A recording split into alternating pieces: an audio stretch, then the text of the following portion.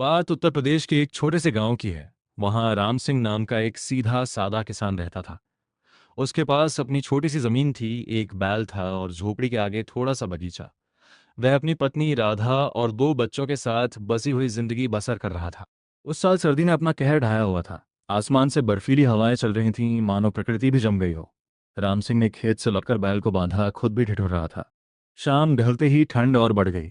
राम सिंह ने अपनी झोपड़ी में अलग जलाया और परिवार के साथ उसके पास बैठ गया। अचानक उसे बाहर से हल्की सी आवाज सुनाई दी, जैसे कोई दर्द से करा रहा हो। वो बाहर निकला। आंगन के कोने में सूखी लकड़ियों के ढेर के पास एक बड़ा काला सांप पड़ा था। उसकी आंखों में एक अजीब सी मायूसी थी। ठंड से उसका पूरा शरीर सुन्न हो चुका था। वो मुश्किल से सांस ले रहा था।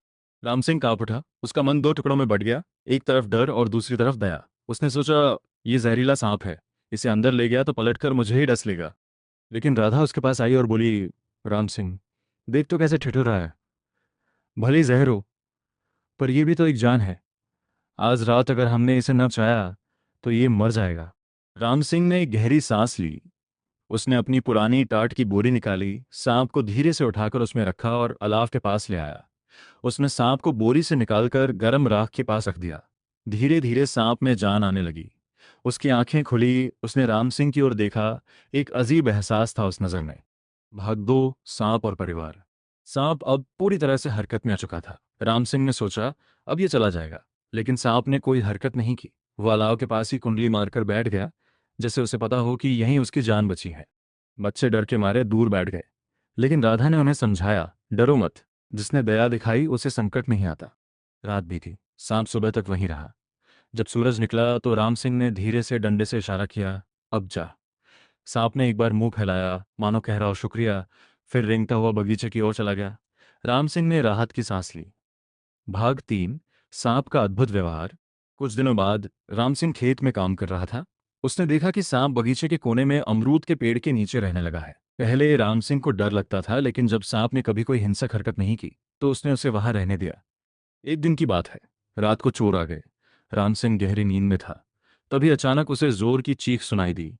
वह बाहर भागा। देखा तो एक चोर जमीन पर लौट रहा था। सांप ने उसे डस लिया था। दूसरा चोर डर के मारे भाग गया। राम सिंह को समझ में आ गया, सांप ने उसकी रखवाली की थी। उसने जहर से नहीं मारा, बस चोर को बेहोश कर दिया था। गांव के लोग दंग रह गए। किसी ने सोचा था कि सांप और किसान दोस्त बन सकते हैं। भाग 4, विपदा का दिन। लेकिन कहते हैं ना, संसार में सबका भला किसी को अच्छा नहीं लगता। गांव के मुखिया का बेटा जग्गू ईर्ष्यालु था। वह राम सिंह को अच्छा नहीं मानता था। उसने सोचा, इस किसान के पास जो सांप है वह खूब जहरीला है। अगर इसने किसी को डस लिया तो। उसने ग्राम पंचायत में शिकायत कर दी, इस सांप को मारो या भगाओ, नहीं तो पूरे गांव का खतरा है। राम सिंह ने लाख समझाया, ये सांप किसी को नहीं डसेगा, ये तो हमारा रखवाला है। लेकिन गांव वाले नहीं माने। एक दिन जब राम सिंह खेत में था, कुछ लोगों ने सांप को पकड़ने की कोशिश की। सांप घबरा गया और भागा। वो सीधा राम सिंह के घर के अंदर चला गया। बच्चे डर के मारे चीखने लगे। राधा ने जोर से आवाज लगाई, राम सिंह, जल्दी आओ। भाग 5, विश्वासघात।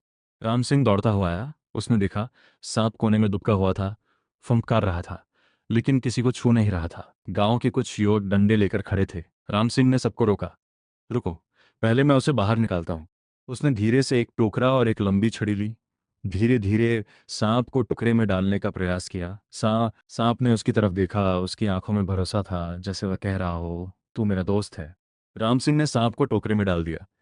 लेकिन जैसे ही वह टोकरा उठाकर बाहर ले जाने लगा, पीछे से जग्गू ने एक तीर चला दिया। तीर सीधा सांप के निचले भाग को लगा। सांप जोर से फुंफकारा और तड़पने लगा। राम सिंह ने पलट कर देखा तो उसका खून खौल उठा। तुमने क्या किया? ये तो बेकसूर था। लेकिन जग्गू बोला, सांप कोई बेकसूर नहीं होता, ये तो काटता ही है। सांप जमीन पर गिर गया। उसका खून बह रहा था। राम सिंह ने दौड़कर अपना कुर्ता फाड़ा और सांप के घाव पर बांधने लगा। लेकिन सांप ने आखिरी सांस लेते हुए उसके हाथ पर अपना मुंह रख दिया।